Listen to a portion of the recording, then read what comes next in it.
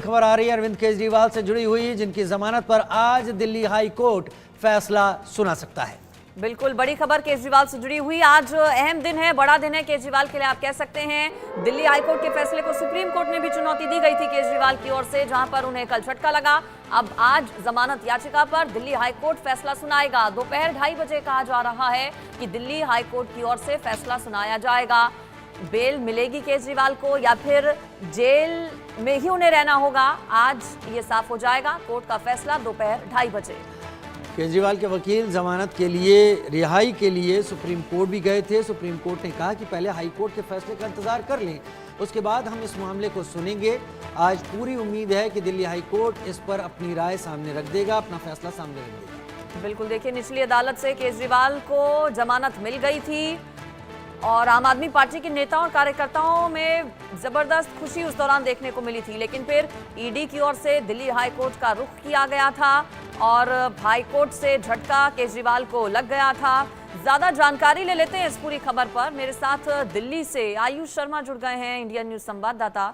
आयुष, क्या पॉसिबिलिटीज हैं? कल सुप्रीम कोर्ट का रुख किया गया था हाई कोर्ट के फैसले को चैलेंज देते हुए, लेकिन कोर्ट ने कहा कि भाई हाई कोर्ट के फैसले का पहले इंतजार कीजिए। क्या आज हाई कोर्ट अपना फैसला सुना देगा अरविंद केजरीवाल को जेल या फिर बेल?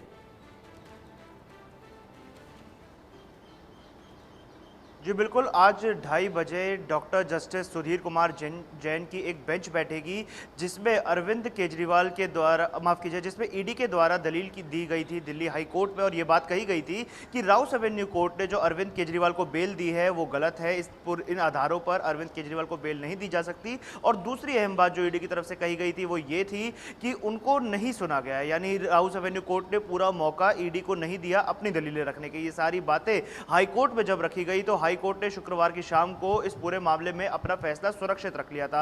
उन्होंने कहा था कि इस फैसले पर 2 से 3 दिन बाद विचार करके इसे सुनाया जाएगा, और आज वो दिन है मंगलवार का जहां पे दोपहर 2:30 बजे दिल्ली हाई कोर्ट में इस पूरे मामले पर फैसला आने वाला है। फिलहाल कयास ये लगाया जा रहा है कि हाई कोर्ट हो सकता है कि राउस एवेन्यू कोर्ट के फैसले पर स्टे लगा दे या फिर उसे पूरी तरीके से खारिज कर दे, क्योंकि जिस प्रकार से अरविंद केजरीवाल के वकीलों ने सुप्रीम कोर्ट में दलील दी थी, उन्होंने ये बात कही थी कि अरविंद केजरीवाल को जो बेल नहीं दी जा रही है ये एक साजिश है ईडी के द्वारा उन्हें ज्यादा से ज्यादा लंबे समय तक जेल में रखने की, जिसको ईडी ने दरकिनार करते हुए ये कहा था कि अरविंद केजरीवाल के पास एक ऐसी मनी ट्रेल है जिसको एस्टैब्लिश करना अभी बाकी है। सुप्रीम कोर्ट ने एक अहम सवाल यहां पर पूछा था ईडी के वकील से। उन्होंने ये पूछा कि जब अरविंद केजरीवाल को बेल दी गई, यानी राउस एवेन्यू कोर्ट ने जब बेल ग्रांट करी अरविंद केजरीवाल को, तो क्या पीएमएलए एक्ट के सेक्शन 45 की दोनों धाराओं का पालन किया गया था? अपने ऑडियंस को हम बता दें कि जो सेक्शन 45 है पीएमएलए एक्ट का, इसमें जो 2 पॉइंटर्स आते हैं, ये वो 2 पॉइंटर्स होते हैं जो डिसाइड करते हैं